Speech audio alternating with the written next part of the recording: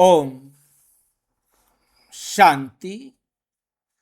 ब्रह्मा कुमारी में पति पत्नी का संबंध 19वां विषय है। प्यार की असली नींव क्या है? प्यार की असली नींव क्या है? क्या बिना आकर्षण के भी शादी चल सकती है? कोई आकर्षण नहीं हो तो भी शादी चल सकती है? प्यार की असली नींव क्या है? प्यार की असली नींव क्या है? बीके ज्ञान से वैवाहिक जीवन का गहरा रहस्य। ब्रह्मा कुमारी का जो ज्ञान है उससे वैवाहिक जीवन का गहरा रहस्य क्या है? डिस्क्लेमर। ये प्रस्तुति ब्रह्मा कुमारी ईश्वरीय विश्वविद्यालय की आध्यात्मिक शिक्षाओं एवं मुरली बिंदुओं से प्रेरित चिंतन है। इसका उद्देश्य दाम्पत्य जीवन में स्थिरता, सम्मान और आत्मिक समझ को मजबूत करना है, ना कि किसी भी संबंध को तोड़ना। ये आध्यात्मिक मार्गदर्शन है। व्यक्तिगत निर्णय, आपसी संवाद, पारिवारिक समझ और आवश्यकता हो तो पेशेवर परामर्श से लें। क्या बिना आकर्षण के भी वैवाहिक जीवन चल सकता है? मूल उत्तर हाँ, अगर सम्मान, विश्वास और उद्देश्य हो। आज का प्रश्न बहुत संवेदनशील है। कई लोग कहते हैं पहले जैसा आकर्षण नहीं रहा, अब वे फीलिंग नहीं आती, अब वह फीलिंग नहीं आती। क्या सिर्फ जिम्मेवारी से रिश्ता चल सकता है? क्या सिर्फ जिम्मेदारी से रिश्ता चल सकता है? तो क्या आकर्षण ही विवाह की नींव है या कुछ और भी गहरा है? पहला जैसा आकर्षण नहीं रहा, अब वो फीलिंग नहीं आती, जिसके कारण दिक्कतें आती हैं। ये कई लोगों के प्रश्न हैं। उन सभी प्रश्नों को हम एक साथ देखेंगे। पहला विषय हम ले रहे, आकर्षण क्या है और क्यों बदलता है? आकर्षण क्या है और क्यों बदलता है? पहले हम इस पॉइंट पर चर्चा करेंगे। आकर्षण अधिकतर शरीर चेतना से जुड़ा होता है।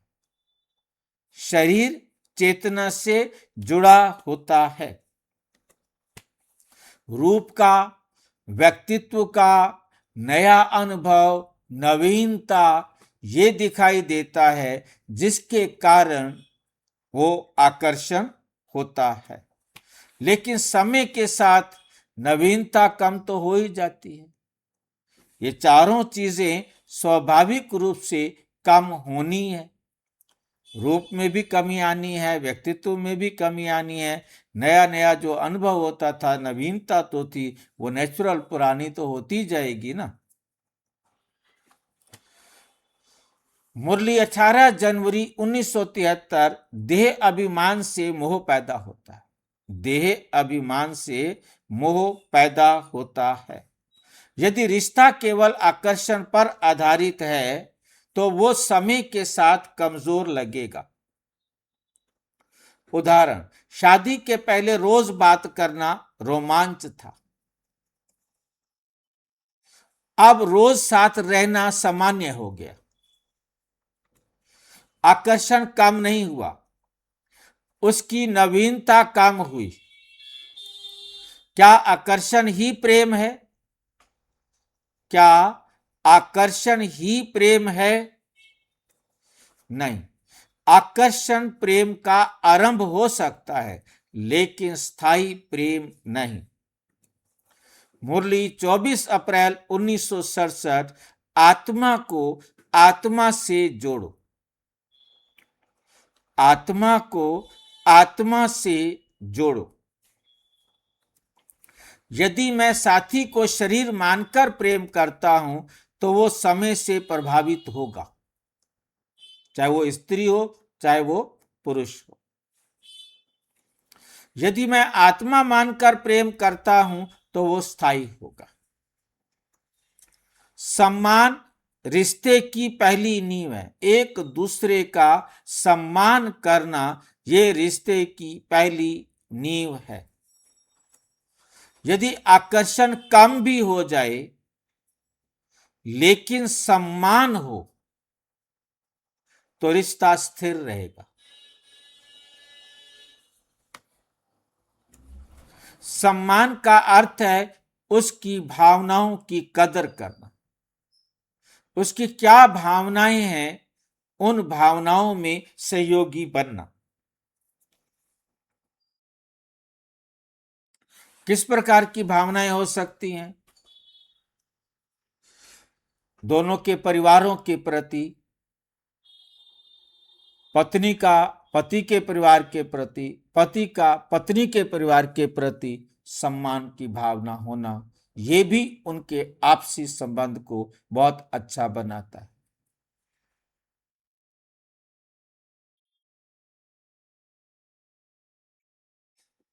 और भी भावनाएं हो सकती हैं कि दोनों एक ही क्षेत्र में काम करते हो, दोनों के विचार मिलेंगे, ऐसे ऐसे क्षेत्र में काम करते हो जो एक दूसरे के सहयोगी हो, तो भी उनका प्यार बनेगा।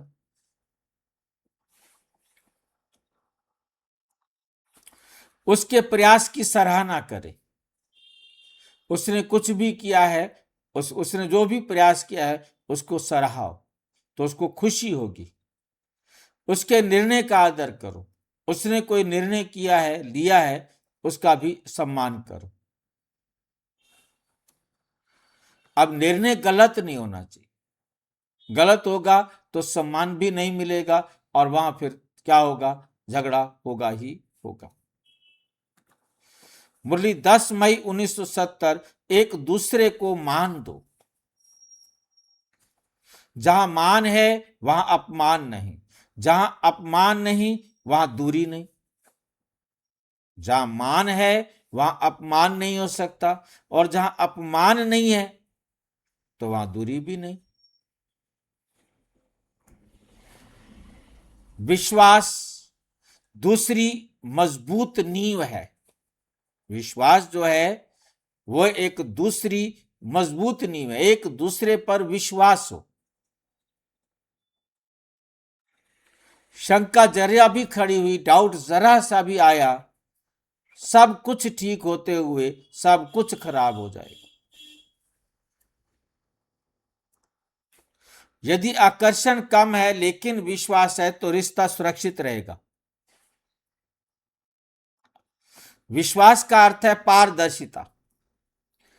पता हो कि जो कुछ भी वो करेंगे या करेगी वो साफ साफ बता देगी। आपस में एक दूसरे के बीच में पारदर्शिता होनी चाहिए। एक दूसरे के विचारों में निष्ठा होनी चाहिए। डाउट नहीं हो, सुरक्षा की भावना होनी चाहिए। मेरा कोई नुकसान नहीं होगा उसके द्वारा। दोनों को एक दूसरे से अपनी सुरक्षा महसूस हो, निष्ठा महसूस हो, पारदर्शिता हो। मुरली है 22 जुलाई 1969। सच्चाई और साफ दिल से चलो। सच्चाई से चलो और साफ दिल से चलो। विश्वास टूटे तो आकर्षण भी कम नहीं आता। विश्वास टूटा तो कितना भी आकर्षण हो वो काम नहीं आता।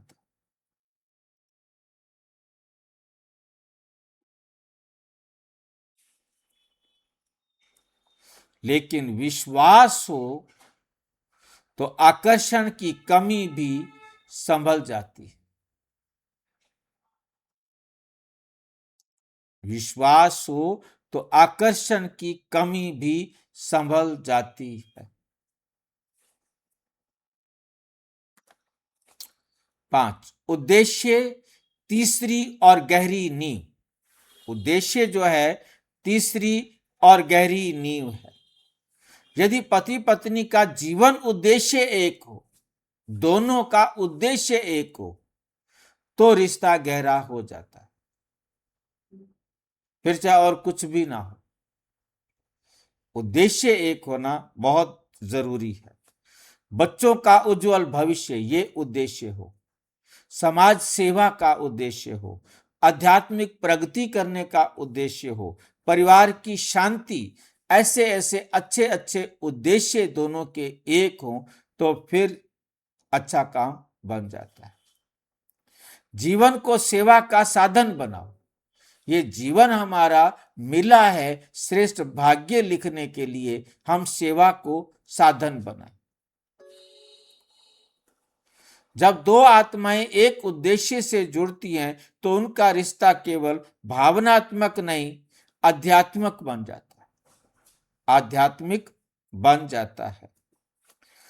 उदाहरण के लिए एक दंपति ने मिल करके आध्यात्मिक अभ्यास शुरू किया, आकर्षण की जगह शांति और सहयोग बढ़ गया।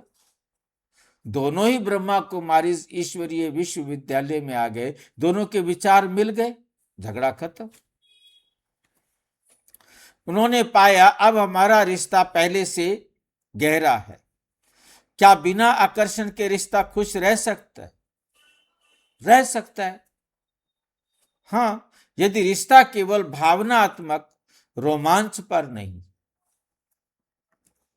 बल्कि मूल्य पर, वैल्यू पर आधारित हो, धैर्यता हो, आत्मसम्मान हो, करुणा हो, सहयोग हो, मतलब नैतिक मूल्य उनके जीवन में हो तो फिर चल सकता है। 15 अगस्त 1972 की मुरली में बाबा ने कहा, मीठे बोल और शीतलता से संबंध मधुर बनते हैं। मीठे बोल और शीतलता से संबंध मधुर बनते हैं।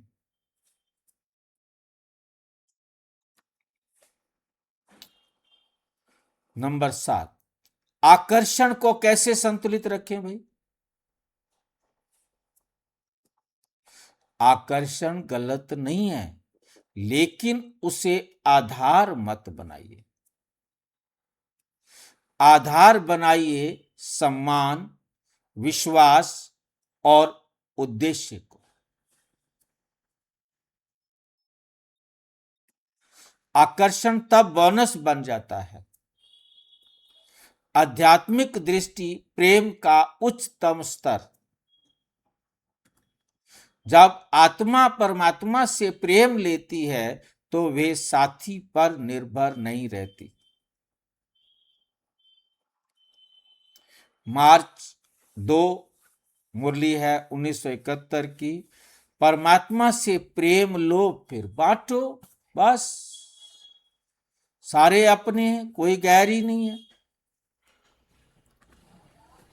जब आप भरे हुए हैं तो आप देने वाले बनते हो। आप जब भरपूर है तो आप देने वाले बनते हो। आप ही मांगता हो, आप ही खाली हो तो आप कैसे दोगे? और देने वाला प्रेम स्थायी होता है, क्योंकि यहां दाता बन जाते हैं, यहां सब दूसरों को देना चाहते हैं, जो चाहिए वो देना चाहते हैं, तो ऑटोमेटिक प्रेम स्थायी हो जाता है। सबको चाहिए प्यार, कोई भी नफरत नहीं किसी को देना चाहता, कोई नफरत लेना नहीं चाहता। तो यहां समझ में आ जाती है कि मुझे भी किसी से नफरत नहीं करना है। अंतिम चिंतन तो प्रश्न था, क्या बिना आकर्षण के भी वैवाहिक जीवन चल सकता है? उत्तर है हाँ, यदि सम्मान हो, यदि विश्वास हो, यदि उद्देश्य हो। आकर्षण अस्थाई है, सम्मान और विश्वास ये स्थायी है। रिश्ता रूप से नहीं, वैल्यूज, नैतिक मूल्यों से चलता है। समापन, यदि हम विवाह को केवल रोमांस समझें तो निराशा होगी, तो निराशा होगी, क्योंकि वो तो लंबे समय तक चलने वाला नहीं है। यदि हम विवाह को आध्यात्मिक यात्रा समझे तो संतोष मिलेगा। आकर्षण कम हो सकता है, लेकिन सम्मान, विश्वास और उद्देश्य हो तो रिश्ता और मजबूत हो सकता है। अच्छा, ओम शांति। और विस्तार से जानने के लिए विश्व में 140 देशों में प्रजापिता ब्रह्मा कुमारी ईश्वरीय विश्वविद्यालय के किसी भी सेवा केंद्र पर संपर्क करें। और यदि कोई प्रश्न है तो 9213106986 पर आरटीआई टेलीग्राम करें। 9650692270 पर केवल व्हाट्सएप करें, फोन नहीं। ओम शांति।